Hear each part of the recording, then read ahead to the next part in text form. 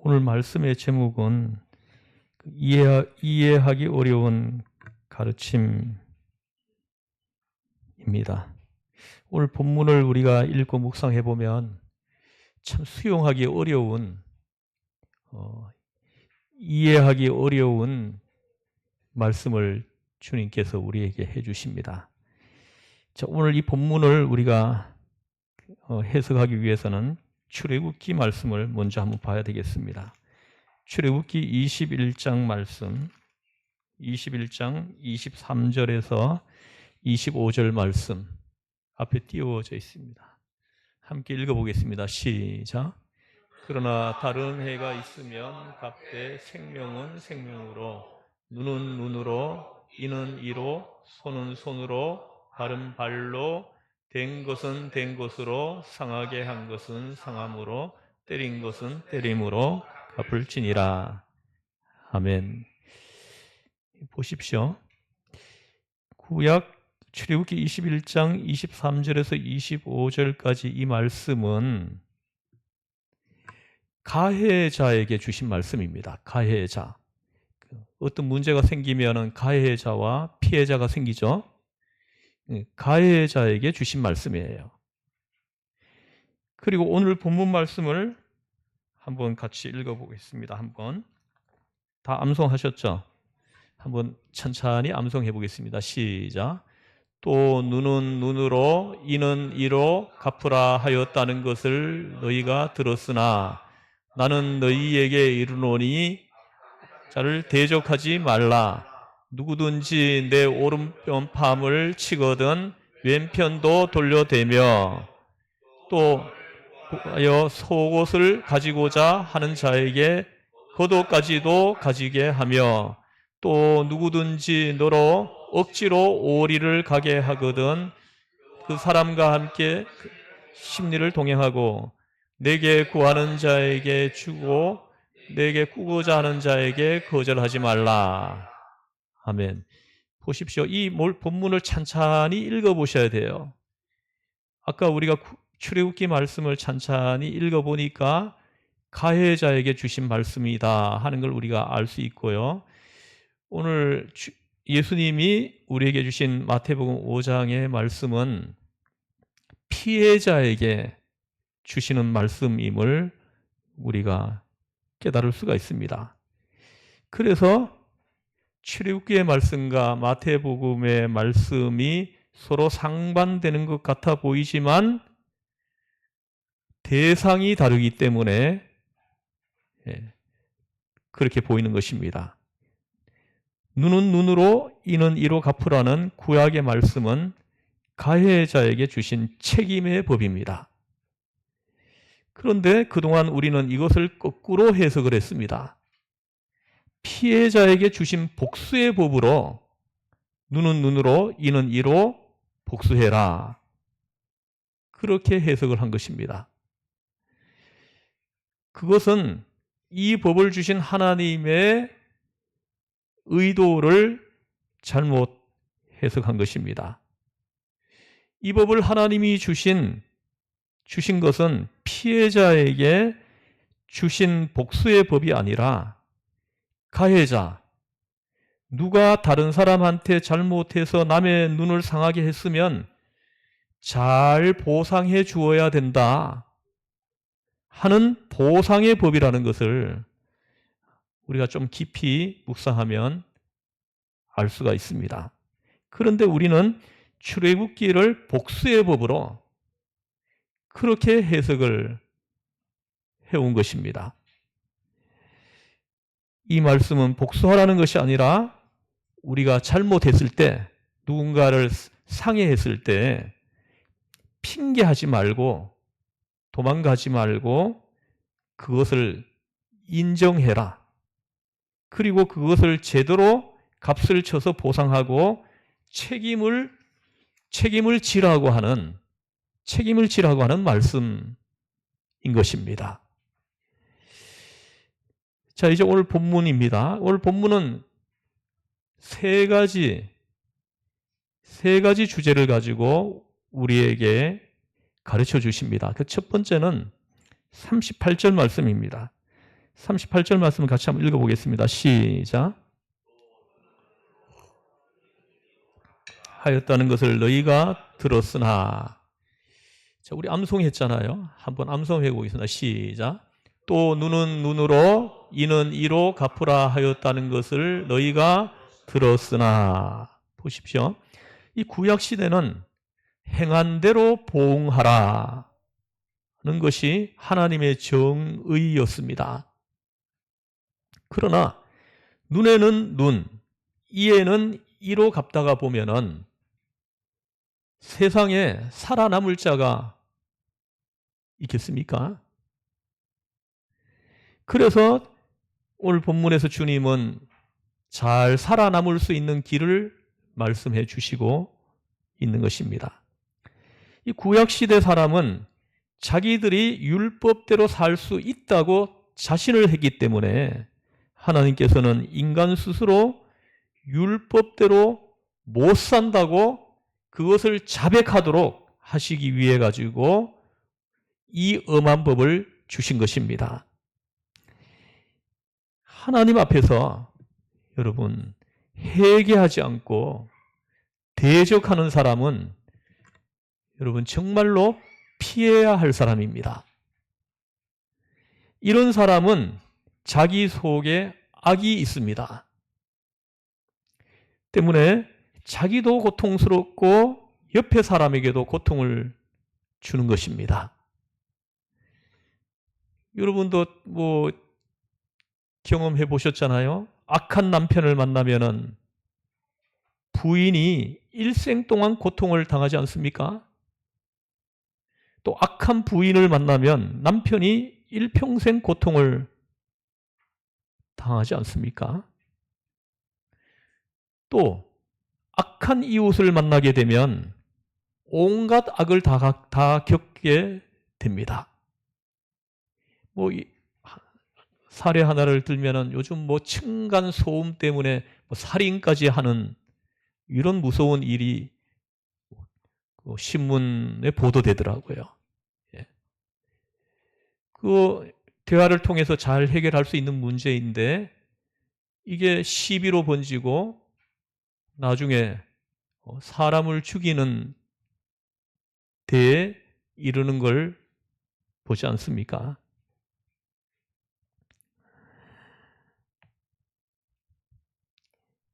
오늘 본문에서 예수님은 보십시오. 악한 자를 대적하지 말라고 말씀을 합니다. 여러분들이 그리스도의 사람들이 악한 자를 대적하다가 보면 어떻게 됩니까? 시험에 빠집니다. 그래서 그리스도의 사람으로서 지켜가야 할 그것을 놓치고 마는 것입니다.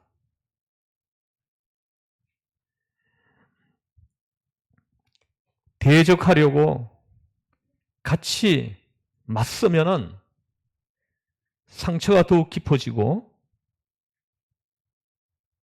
어려운 일들이 생기는 것입니다. 그래서 예수님은 대적하지 말고 차라리 손해보고 피하는 것이 낫다고 말씀하시는 겁니다. 그러나 여러분 큰 손해를 보거나 운명을 걸어 놓은 일 같으면 이런 경우에는 죽기 아니면 살기로 맞서야죠. 그런데 종종 사소한 문제가 큰 문제로 발전되는 경우가 있다는 것입니다. 사소한 말다툼이 발단이 되어 이혼으로까지 치달을 수 있고 사소한 문제로 인해 국가 간의 전쟁이 발생하는 것도 우리가 보지 않습니까? 독도 문제도 그렇습니다.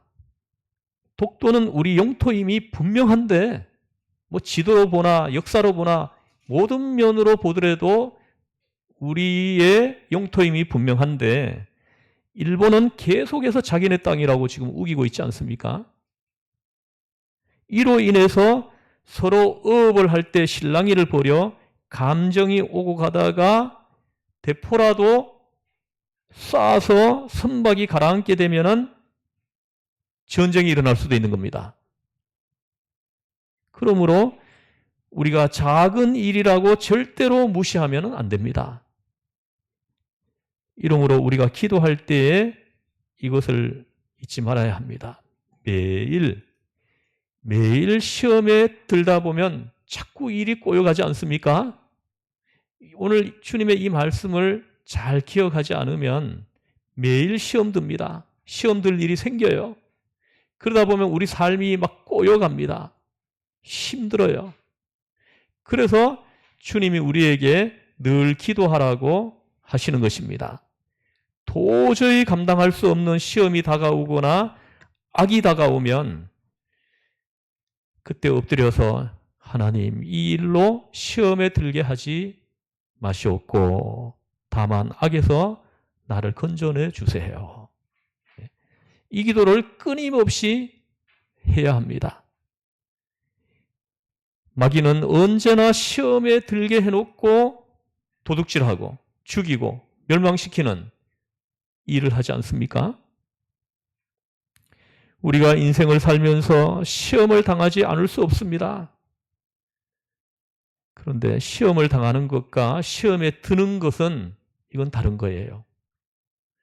시험이 와도 기도로 무장하고 있으면 시험에 떨어지지 않습니다.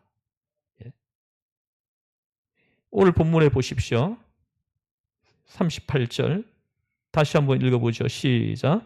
또 눈은 눈으로 이는 이로 갚으라 하였다는 것을 너희가 들었으나. 그리고 39절도 같이 읽어보겠습니다. 시작. 나는 너희에게 이르노니 악한 자를 대적하지 말라. 누구든지 내 오른편 뺨을 치거든 왼편도 돌려대며 합니다. 그래서 시험이 들 만한 그런 상황에 우리가 직면했을 때 절대로 대적하지 말라는 거예요. 대적하지 말고 어떻게 합니까? 차라리 피하라는 거예요. 그래서 오늘 보세요. 오른편 뺨을 때리면 왼편을 돌려대고 합니다. 누가 내 오른편 뺨을 때렸을 때 왼편도 때리세요 하고 돌려대라는 거예요. 여러분 이거 하실 수 있습니까? 대답을 한번 해보시죠. 하실 수 있겠습니까? 이것을 하실 수 있는 사람은 시험에 들지 않는다는 겁니다. 오늘 이 주신 이 말씀은 시험에 들지 않게 하라 이 말씀이에요. 시험이 와도 이길 만한 마음의 여유가 있는 사람, 이런 사람들은 기도하는 사람입니다. 이 기도하는 사람은 악한 자를 대적하지 않는다는 거예요. 그래서 시험에 들지 않는다는 것입니다. 그런데 이런 사람이 있어요. 뭐가 어쩌고 어째? 이런 식으로 그 상황을 대한다면은 이 사람은 이미 시험에 들은 것입니다. 그러므로 악한 자를 대적하지 말라는 것은 시험에 들지 말라 하시는 말씀입니다. 이것이 첫 번째 주제이고요. 두 번째 주제는 40절, 41절인데요. 한번 읽어보겠습니다. 시작.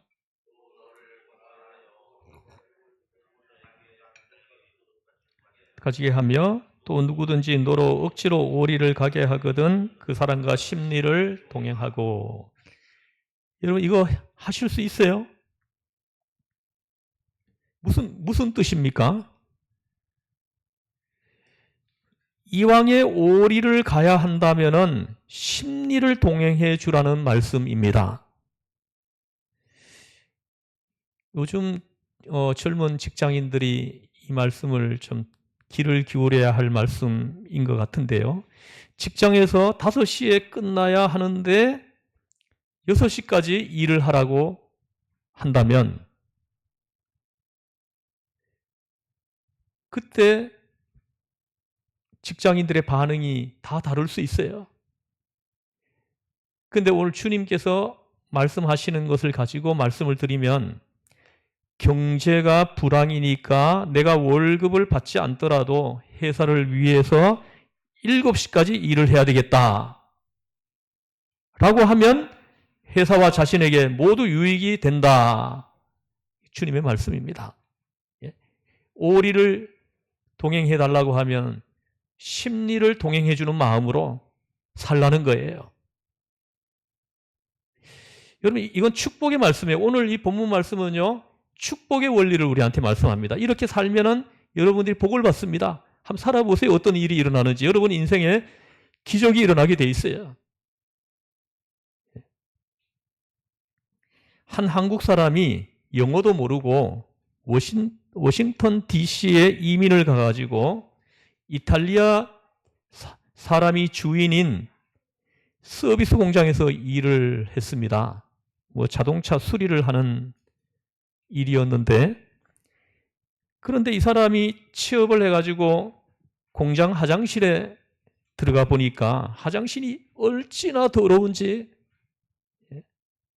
냄새가 또 얼마나 진동을 하는지, 바닥이 새카맣고 세면대는 때가 끼어 도저히 손을 씻을 수 없을 정도이더라는 거예요.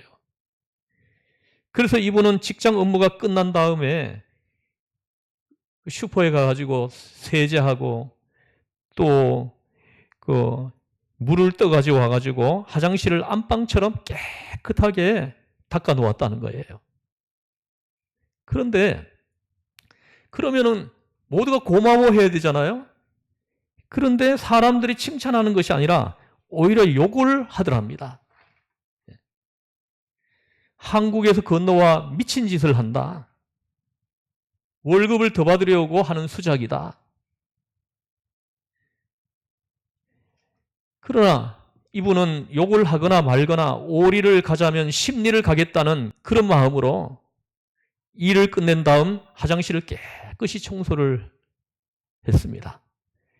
그러자 하루는 사장이 대노해가지고 이분을 불렀습니다. 자네가 그렇게 한다고 돈을 더 줄 아는가? 당장 그 일 하는 거 그만두게. 이분은 호되게 야단을 맞았습니다. 이분은 좋은 일을 하고 뺨을 맞는다고 생각을 하니 분통이 터져가지고 눈물이 쏟아지는 것입니다.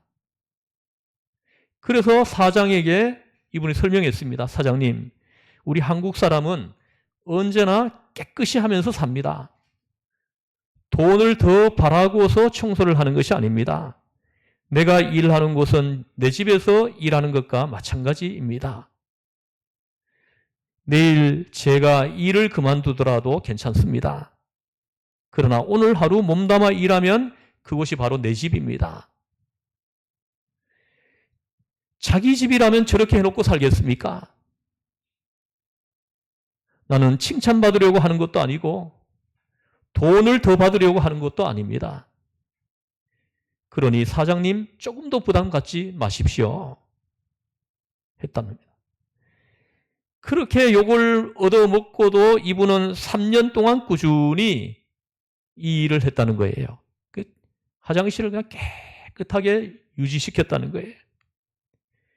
그러던 중 이제 사장이 나이가 들어가지고 은퇴를 하게 되었는데, 그런데 사장이 자기 자식들을 다 불러 앉혀놓고 그 자리에서 이 한국 사람에게 이렇게 말을 했습니다.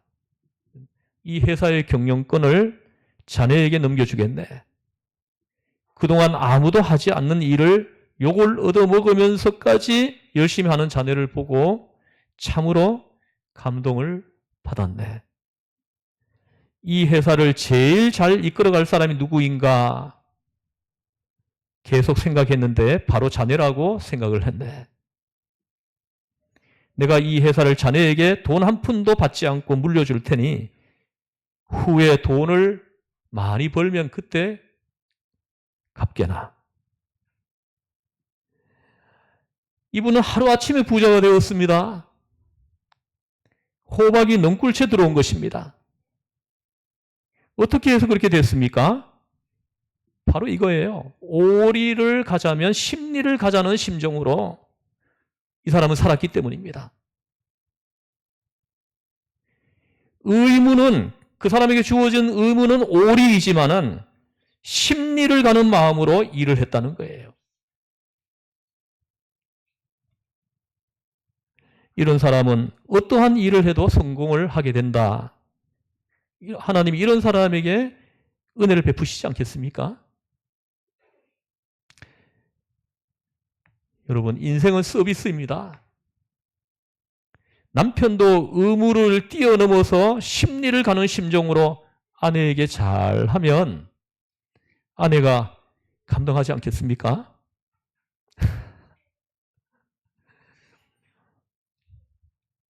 아내도 남편에게 마찬가지입니다. 오리를 가자고 하는데 심리를 가는 심정으로 남편을 대하면 남편이 얼마나 행복하겠습니까? 그러면 가정이 얼마나 명랑하고 좋아지겠습니까? 우리 이웃도 마찬가지입니다. 아파트에서 뭐 엘리베이터를 타고 내려오면서 안부 인사라도 하면 서로 친해지지 않겠습니까? 오리를 가자면 심리를 가자는 심정으로 살지 못하면 여러분 인생에 절대로 기적이 일어나지 않습니다. 그런 사람들의 삶에는요.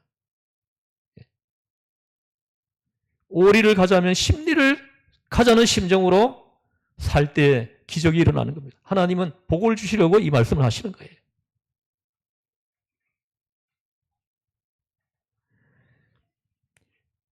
이제 세 번째 메시지입니다. 42절 말씀을 함께 읽어보겠습니다. 시작.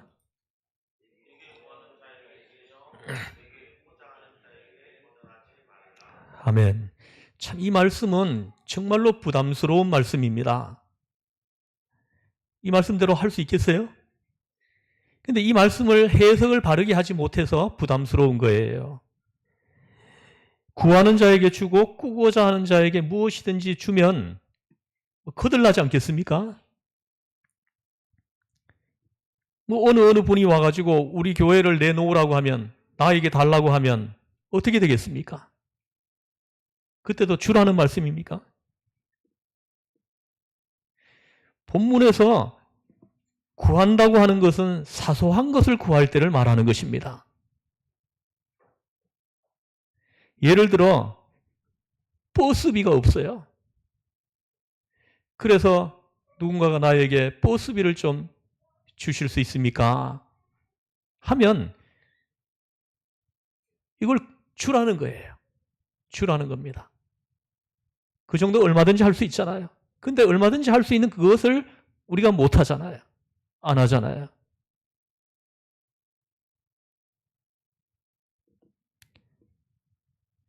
그런데 이런 것은 할 수 있지만 집 한 채 마련하려고 하는데 집을 살 돈을 좀 꺼주시오. 그런 것은 말이 되지 않지 않습니까? 오늘 말씀은 그 말씀이 아니에요.